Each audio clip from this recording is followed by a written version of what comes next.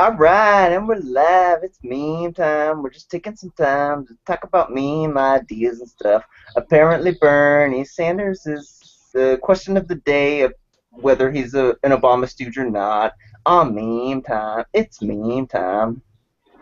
Well, his past record, he votes perfectly in line with the Democrat. So even though he says he's a socialist, he's always voted right along with all the Democrats. Well, there's not really like a socialist party in America that he could vote along with, though. The Democrats are about as close as you're going to get. But I like hearing what I hear from you, Jason. Like, what are you saying that like his votes in the past, like he hasn't had any votes that are, I guess, have bucked the party line or something?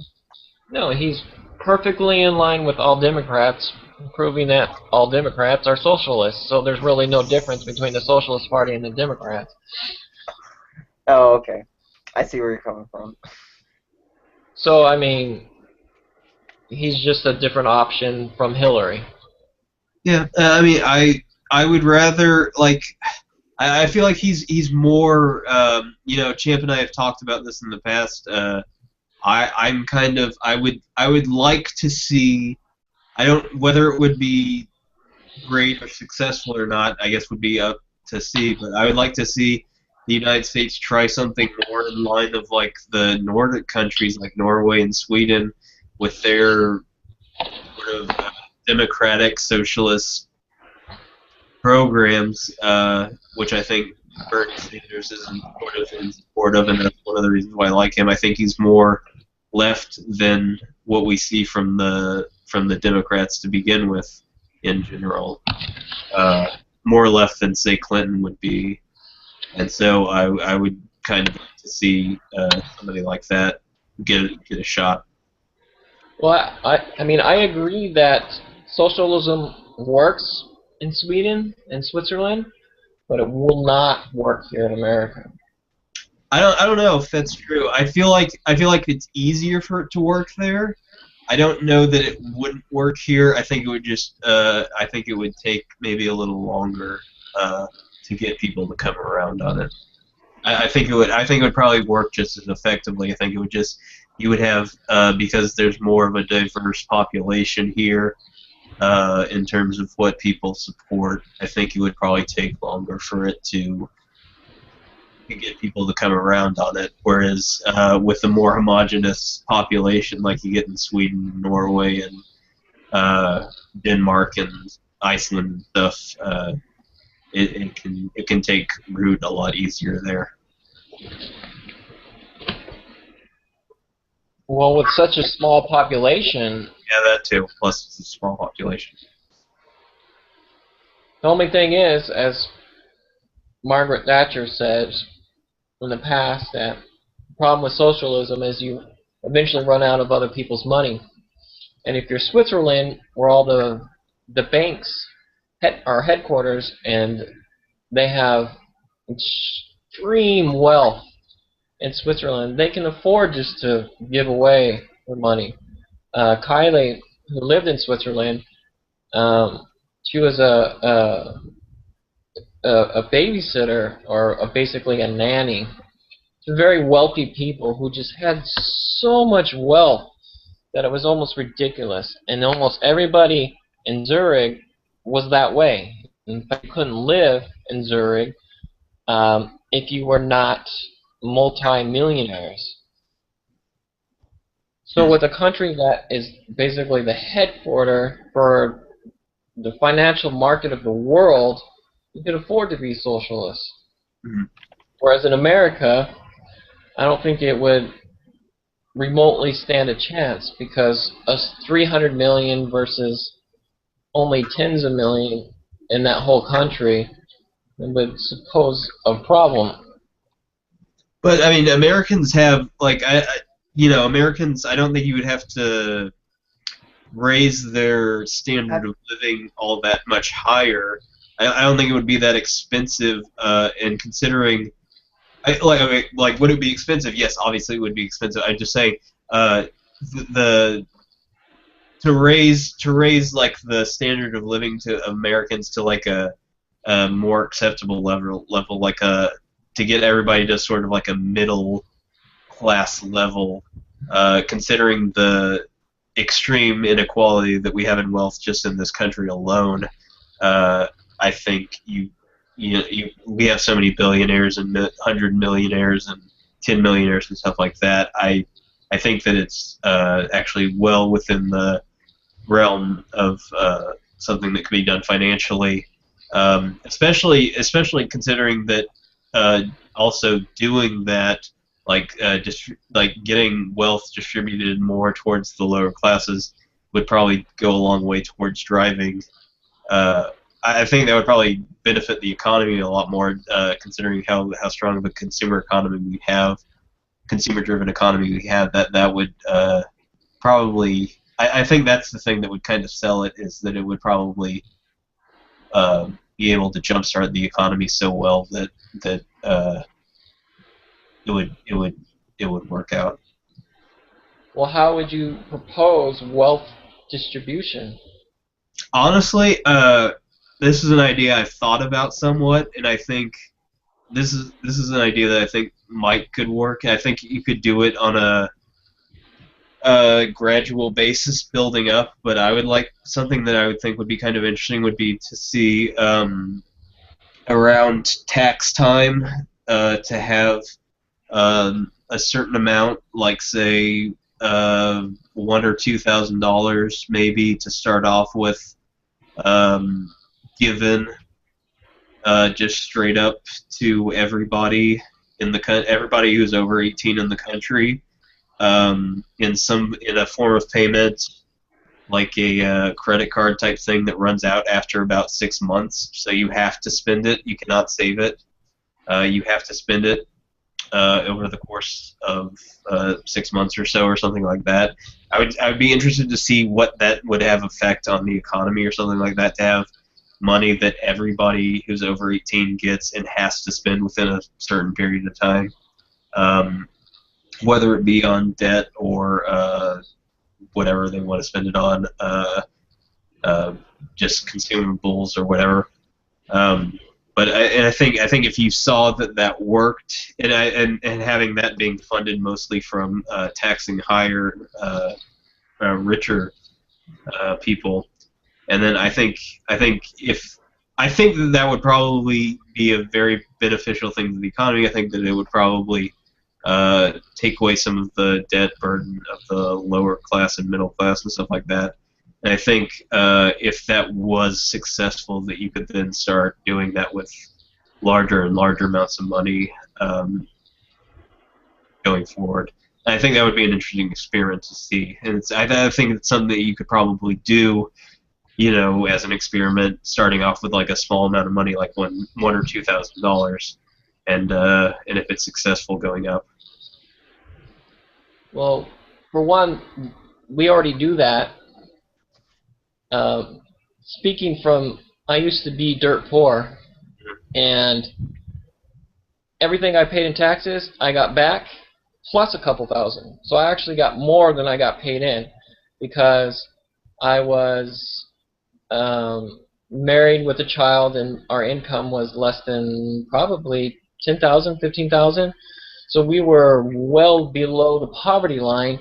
So come tax season, I look forward to it, because I got an extra $2,000 or $3,000 in my pocket for free.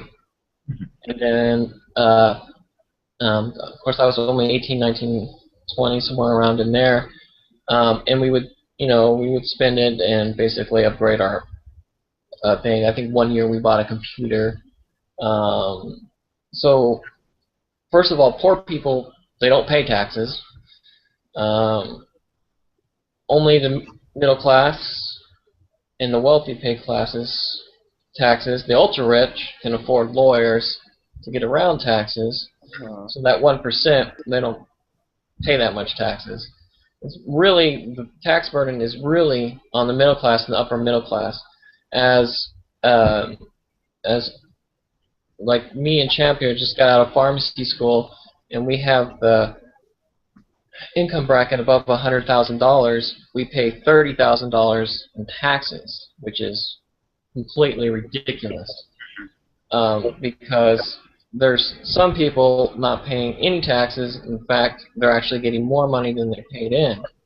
And I used to be that way when I first got out of high school, and I got married very young, and I had a child, and I worked at a grocery store as a cashier, and I made minimum wage, and I supported all of us on that, and I got free money all the time. At the time, yeah, it did help. It did help us survive, and I eventually decided, hey, I don't want to work at a grocery store for the rest of my life. I put myself through college, and through community college, then I went on to bachelor's, then on to a doctorate. But to an extent, that program already exists, but it only exists for those below the poverty line. And I support, being able to help people, especially just getting started, as I was once in that boat, giving them the fair opportunity to work hard and do that. But stealing money from people that have earned it is not something I see that's fair. And I'm more in support of a flat tax where everybody pays, including that 1% that hires those lawyers to get them out of it. If everybody pays a nice low flat tax rate, then no exceptions, no exemptions, no nothing, there'll be no need to hire lawyers, everybody pays. Then I think that would, in fact, actually help even the lower income more so than just this convoluted tax system we have currently. Your thoughts? I mean, I'm in the same. I'm more on the side of Jason as far as having a flat tax. I would rather. I agree that from a morals, whenever I come to anything, I come from a moral standpoint, and it sounds like that. I'm not particularly interested in what has worked in a particular I'm not particularly interested in something that's pitched where I've never lived in that situation, or it's probably being pitched through rose-colored glasses. And it's interesting that you mentioned, like, I didn't even think about the fact that just even when you were discussing, Jason, Zurich and Switzerland, like the landmass size, like I guess what's the size of Switzerland compared to America? Well, it's very, very small compared. Right. Yeah. I mean, even on a landmass size, as far as the borders that you're working within, regardless of the amount of people, regardless of the racial division or any sorts of other divisions that you want to come up with, just the amount of land that you have to cover to police something like that, it seems like there's probably people know each other on a closer basis within that nationality than within America, where, I mean, maybe the closest equivalency is a state, and so maybe on a state level or a city level, Okay. you could actually work out something like SNAP or... Per Google, Switzerland's population is 8 million. Okay. So virtually one of our states is their whole country. Yes, and yes, they are. I don't know how the land area really matters.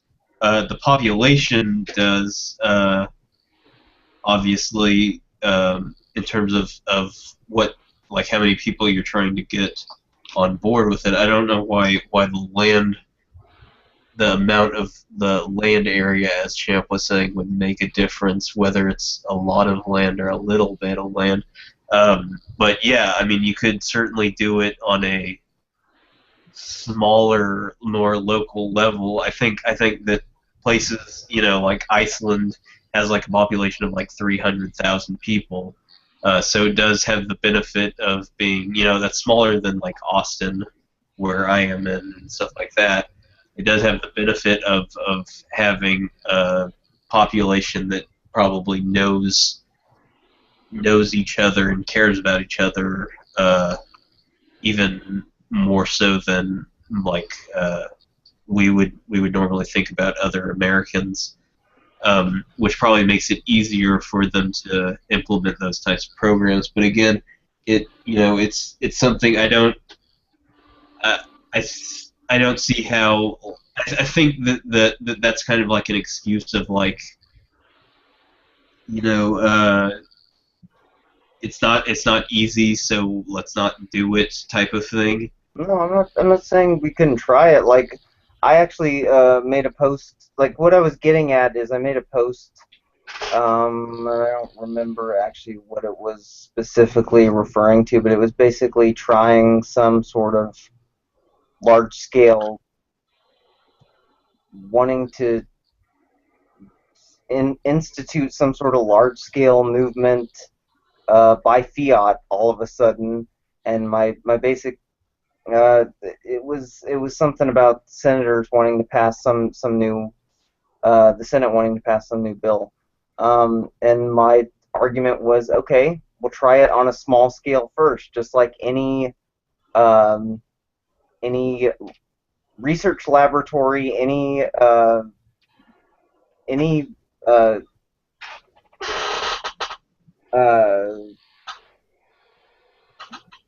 Well, any yeah, I get, and I think that's something I wish that's something that I actually really wish was more something that we did in this country, was um, had more differences in terms of state and local city laws. I really wish that was something, because they're so from going from like the north to the south or the east to the west of the United States. They're so radically different ideas on what's morally acceptable and what people are fine with, and where they feel, you know their money should go and stuff like that. I really wish that we did have more of like a uh, less universal system, just in general, in terms of our economic system and stuff like that. I wish that it was more like, as kind of was envisioned, that we had like 50 different laboratories basically uh, trying different systems out for each individual state. yeah, I think maybe that would be even on a smaller scale. Like, if you wanna do your $1,000 thing, like, if you want to impose on the entire nation, then why not go find, like, one of my roommates was pointing me to a lender, to a borrower, a company where lenders directly give money to borrowers. So, like, find wealthy people who want to give away their money and want to give away $1,000, and have them give away $1,000 at tax time to poor people, and, like, grow it on a small scale and see what transpires, yeah. and see if it's something that is actually productive to the local economy.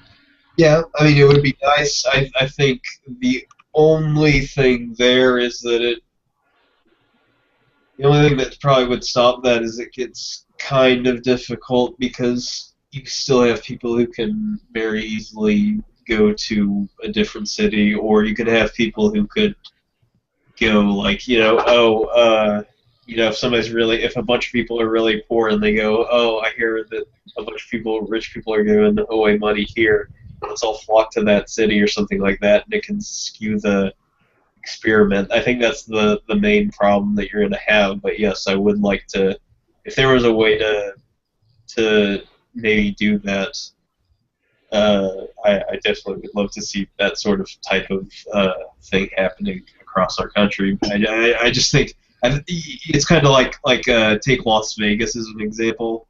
Las Vegas, you can't, like I think gambling and like prostitution should be legal and stuff like that. And a lot of people would probably go look at Las Vegas and how crazy it is. But the truth of the matter is, it makes it kind of difficult because that's, if every place had legalized gambling and prostitution, you probably wouldn't have those sorts of meccas of, you know, debauchery and stuff like that you have in that's Las Vegas and stuff like that. That people end up pointing to and saying like this is why we should have this stuff be illegal, is because otherwise people just go crazy. I like to call it lost wages. Yes. The Las Vegas. I've been to Las Vegas. It's not debaucherous. Like, Well, first of all, okay, I haven't been, but I mean that's the reputation it has. That's the reputation it even tries to get, is like, what happens here stays here and stuff like that. It's still that sort of,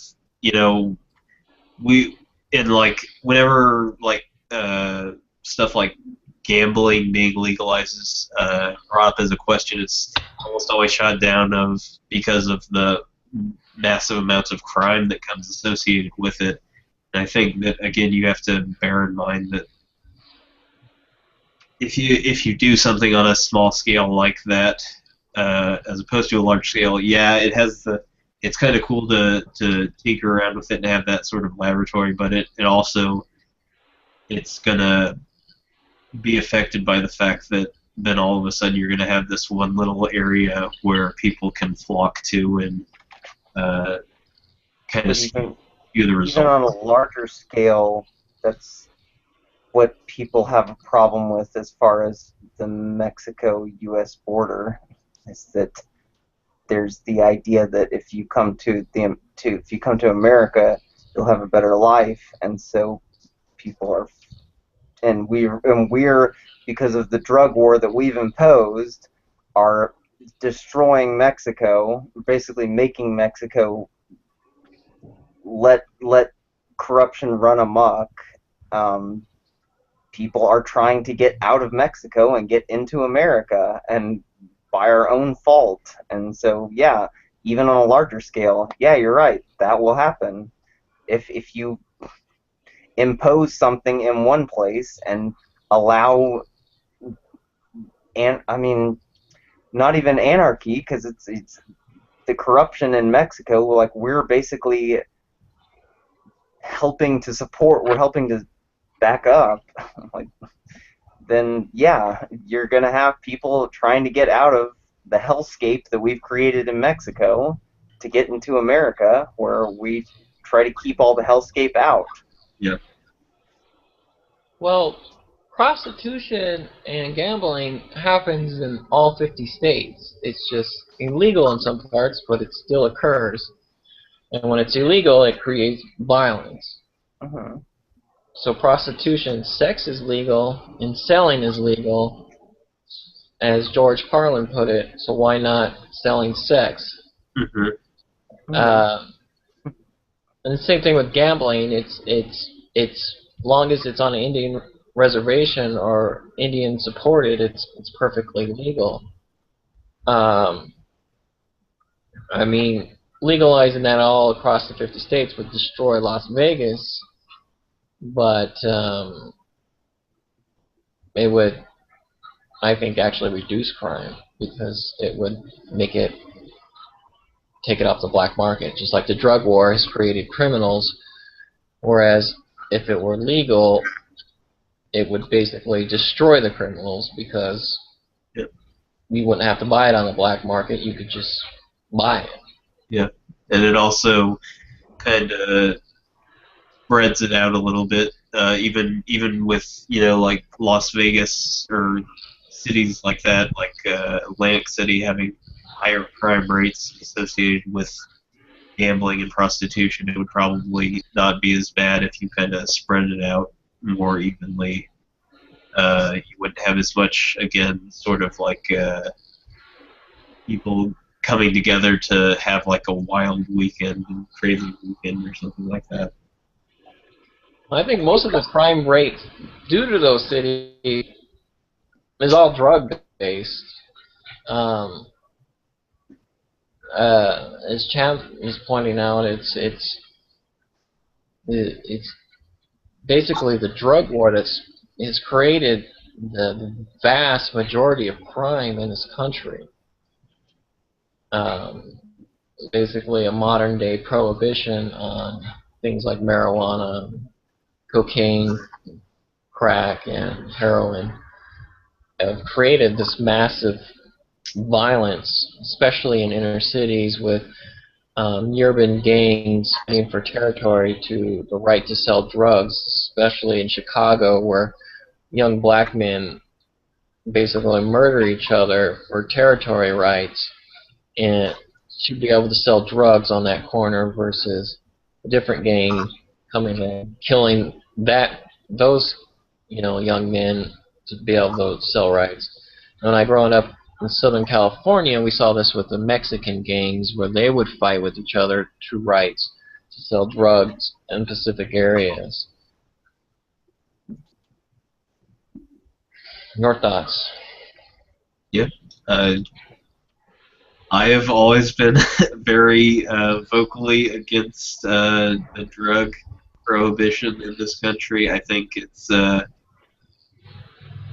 like you said, it creates a bunch of criminals. It creates a bunch of violence as people don't have legal ways of settling disputes with other dealers or something like that. It's not something that like a business where you can take matters to court or deal with things in the publicly.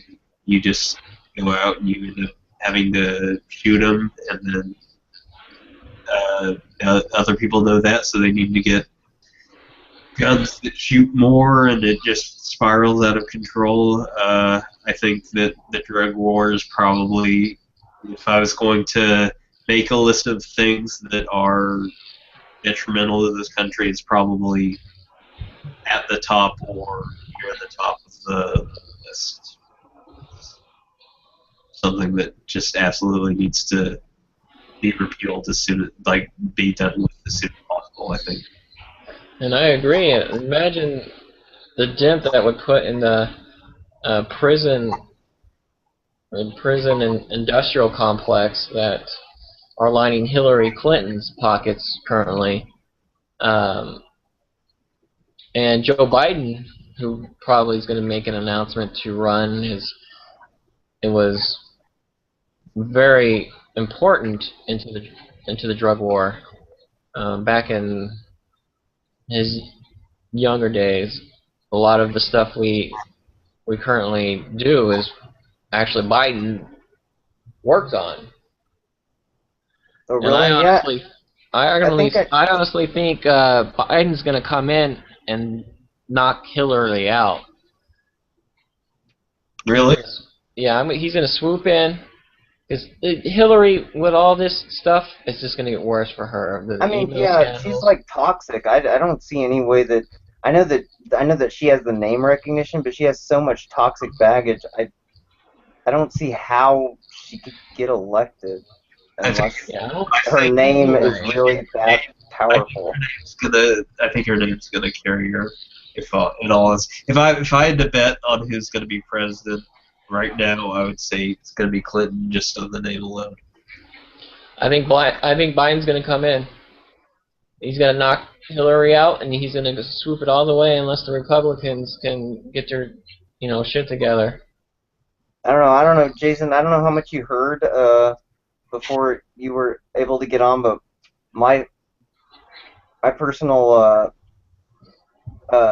conspiracy theory is that all of Barack Obama's treasure chest from the 2012 election, all the money that he still had at the end of the election, went into in 2014 funding some of the candidates that randomly appeared as Democratic contenders, like especially when they were like trying to turn Texas blue and stuff like that, with Letitia Vandeput and the Castro brothers and all that stuff. And then I think that it's carrying over, and I think that Bernie Sanders is like Barack Obama 2.0. I think that because I honestly don't. I know that like William. That's where William and I were arguing, or that's where we were disagreeing before. Is like Bernie Sanders is someone I would like to get behind because of his past. Some of his past votes have really appealed to me. I don't like his politics, but from what I had seen previously, it seemed like he was a sincere person previously, but it seems like maybe he got swept up into the, I don't know, the money gravy train or whatever, or they were just like, here, you're gonna be you're the golden boy, you're gonna get all the Obama money. But I all of a sudden see him, for someone who's supposed to be so much of a grassroots candidate. I see so much media hype behind him, whereas in the same the closest comparison I can make is to Ron Paul, who was the Republican grassroots candidate, I guess back in 2008, and he had all this grassroots support, and he was actually getting like these money bombs and stuff like that. People were actually producing all this stuff, where like other candidates couldn't put up these kind of numbers in a day or whatever, couldn't get these kind of like spontaneous grassroots backers, but he was marginalized by the media every step of the way. And The even his son, even Rand Paul, is still being marginalized.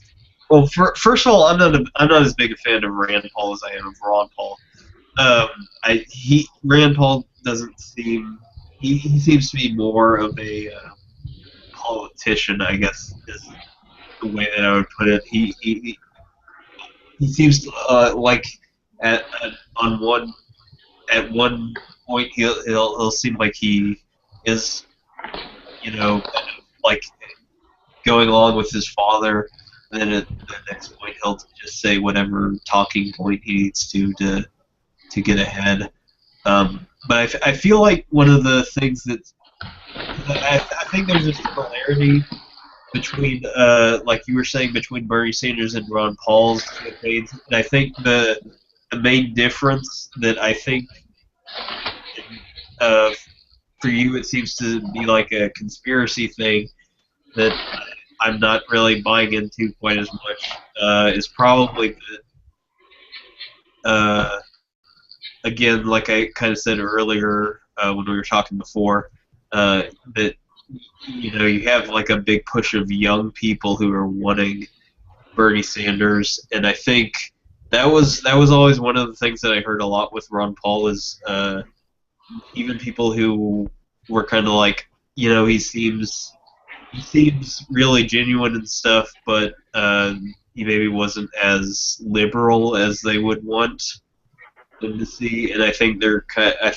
kind of seeing with Bernie Sanders somebody who seems genuine and but also has that sort of maybe more leftist streak that would be more uh, common amongst young people who would be the ones who would get the recognition out on like Twitter and Facebook and Reddit and all sorts of social media like that. And I mean, again, yeah, like if you could show me something that really shows, like, you said if Kel was here and he could look into it, but show like something that definitely shows that like Bernie Sanders has got Barack Obama's money train behind him or something like that. I could look at it, but I don't know. It seems more like it's just a grassroots thing that. And Right, but like, I you might be mean, right. You might be right. I'm just buying into everything, but I don't. all I'm gonna say at this point is just keep an eye on what I'm talking about, because like the one thing that I can point to recently that drew my attention just in the last day is the Black Lives Matter thing. Like that whole thing seems staged. It seems like oh, it's a hype train. Like Bernie Sanders is getting all of this attention because the Black Lives Matter people came up and messed up his rally, and now his next rally he's getting a bunch of attention. I'm seeing a whole bunch of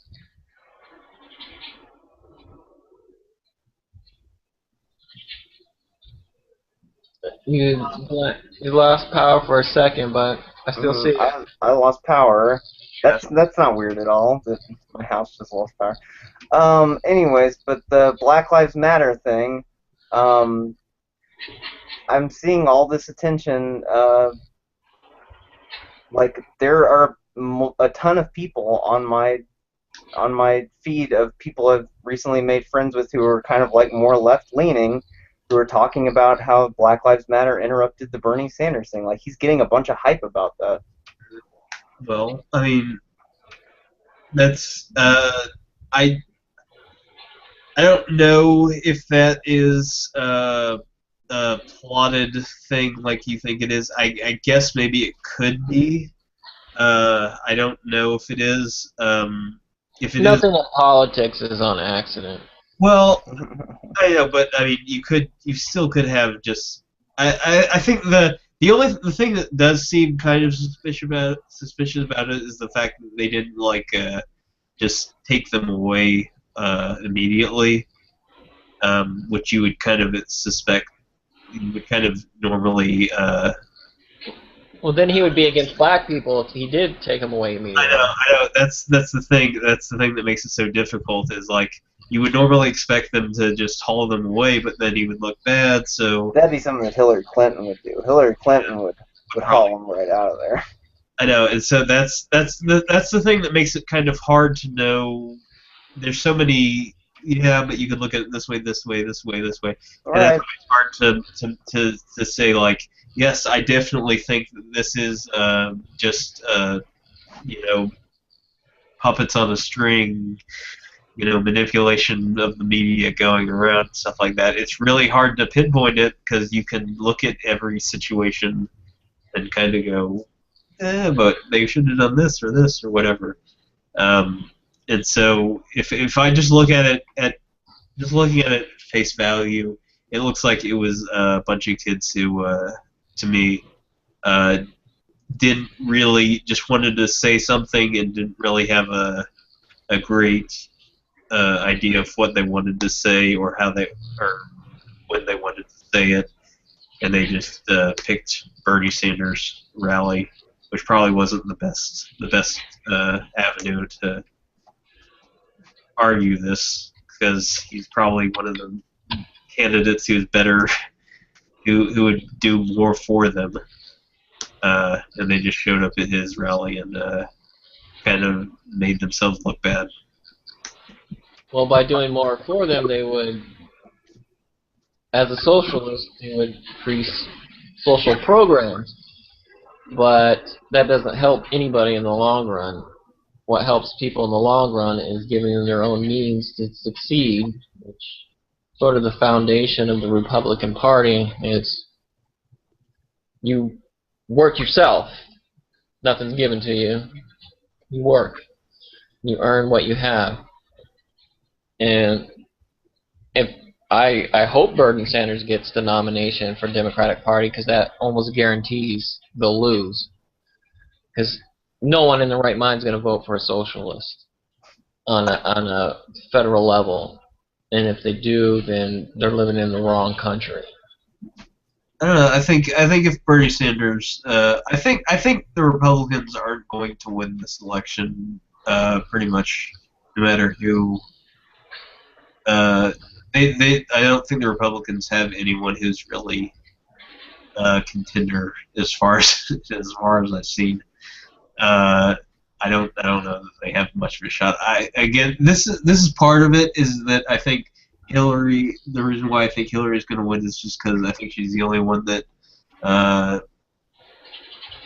everybody knows of and knows the name of, and is kind of like when it putting aside people who actually really try to follow politics and look at individual candidates. If you since those are actually probably the minority of people, if you take the majority of people who just kind of have politics in the back of their mind and are willing to go out and vote but don't really care that much, that's I think that's the majority of people, and Hillary's probably gonna take it because she's got them already. I would agree that if Hillary actually makes it, then a lot of dumb people would vote for her that have no idea about anything. But I don't think a lot of those people are actually going to turn out to actually vote.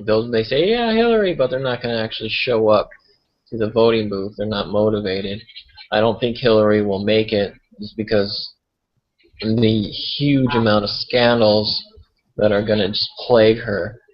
And they're actually rightful scandals, not like just made up stuff. They can just play the soundbite of her on Benghazi, of her stating, "What difference does it make?"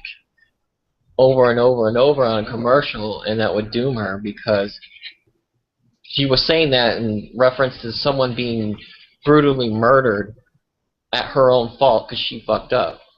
Because she was too busy lining her own pockets and that of her supporters to actually do her job. And she got people killed, and she's going to be held accountable, which she should be. There's no way I just don't see how, of all the corrupt people on the left and the right, and I do think a lot of the Republicans that are running, they shouldn't be running. I mean, Marco Rubio, Jeb Bush, I would take them out back and beat them with a baseball bat so they wouldn't run. But there's just no way these scandals are going to plague her. So I do think Bernie Sanders or if Joe Biden jumps in, they're going to get the nomination. I just don't see Hillary. I don't see her surviving these. I mean, on the flip side, because I'm going to vote for Gary Johnson. For the foreseeable future, I'm going to vote for Gary Johnson, the Libertarian Party candidate, because he's the only person the least likely person to be touched by all the evil, corrupt tentacles. On the Republican side, like I see that the same kind of Bernie Sanders hoodwink stuff that's going on the left side. I see that as the reason why Donald Trump and why there's 9 candidates in the Republican side, and they have to have a presidential forum where it's basically like a Miss America contest, where they don't actually have a debate, and they just kind of get up there and the guy on C-SPAN feeds them their like talking points that they already have set up for each individual candidate that is like set up for them, so that they can come on and just basically be a Miss America contestant, because there's 9 of them, and like Donald Trump is just like, hey, look at me, like spouting Look off. at me. He's the media hype on the right. Like he said about Megyn Kelly, blood coming out of wherever, which they managed to spin into somehow being something about menstruation, which doesn't have in his defense didn't sound like it had absolutely anything to do with menstruation, but they decided, because I want to side with Megyn Kelly over Donald Trump in any sort of argument, because in the past she has been like the least craziest person on Fox News, and she's also a cutie. But I mean, but I like Donald Trump. They're spinning like, in his defense, like I don't see anything about what he said. I didn't actually see the thing that occurred between the two of them, but what he said, like they're spinning it into like craziness. So clearly, he's the media puppet on the right. Anything anybody says on the right, the news and just gonna eat it up and just make it way worse than it is, just Yeah, because you're on the right. I mean, there's a disturbing when Amy Schumer is Chuck Schumer's daughter is the new it face after like Tina Fey or whatever. Like, I very much believe that the military-industrial complex has become the military-industrial media complex, where they've just pulled media right on in uh, into the part of the, I guess, executive branch or part of the presidential cabinet or whatever. Yeah, the media is a joke.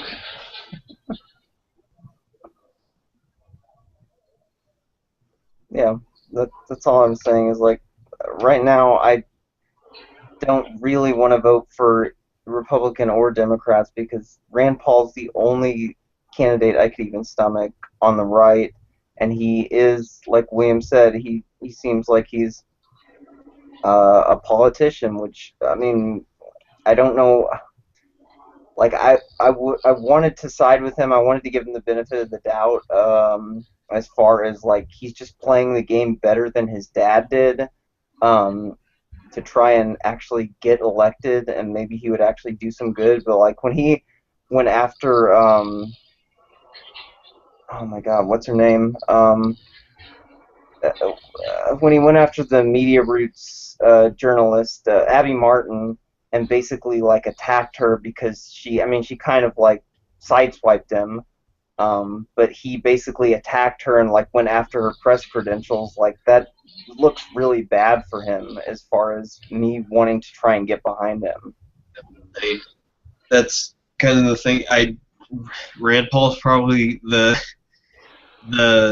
most I could stomach from a Republican candidate, but like I said, I just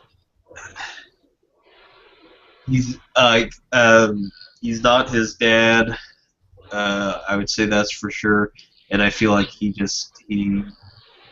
don't feel like he has the same genuineness that his dad had, and I feel like he's kind of willing to just say what he needs to be elected.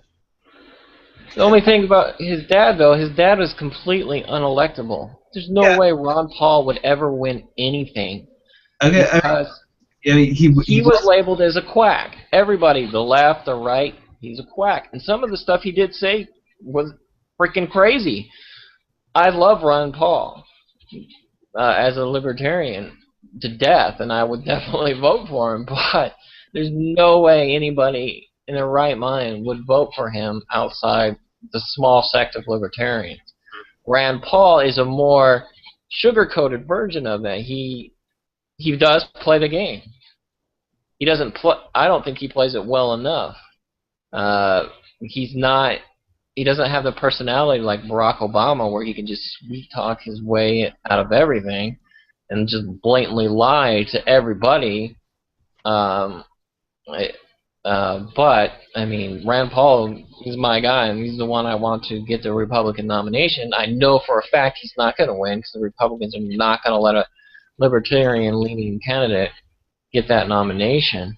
I think Rand Paul should actually leave the Republican Party, and he would do better than the Libertarian candidate. I forget his name. The champion just Gary mentioned Johnson. him. Yeah, I think Gary Johnson. Vote yeah, Gary Johnson. Yeah, Gary. I mean, Rand Paul and Gary Johnson vice. There you go. You know what would be nice is if we could actually get something like, say, a Republican, whoever candidate, a Democratic candidate, Libertarian like Gary Johnson, Rand Paul, Bernie Sanders as like a socialist, and have more than two candidates actually be going up for a presidency that could conceivable win the election. That would be nice if we had more than just two people to choose from. Yeah, the whole left-right dogma. I mean, I they're know exactly the same. They're it's both not going to happen, but I would love to. both Well, that's same another reason that playing both of them. That's another reason I like Gary Johnson is that he is currently suing the I don't remember what it's called, Campaign for Presidential Debates or whatever. It's the group that runs the presidential debates to try and get other parties to actually be able to participate other than the Republicans and Democrats, including the Libertarian Party and also the Green Party, and I guess any party that I guess meets some sort of threshold, which is another reason why I like Gary Johnson, because he's doing something outside of just running as a presidential candidate. He's actually trying to change things. I think That's awesome. I think it would be nice if we had something where it was like the top 4 parties get, media attention or something like get to be at the debates or something like that. Like just have that as like a law or something like that. I would like. But the media is bought and paid for. The reason why they only focus on one person, and that's because that's what they're pushing for.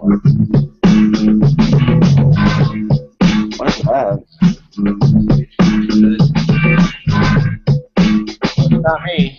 And that's our outro music. Time to wrap it up. Okay.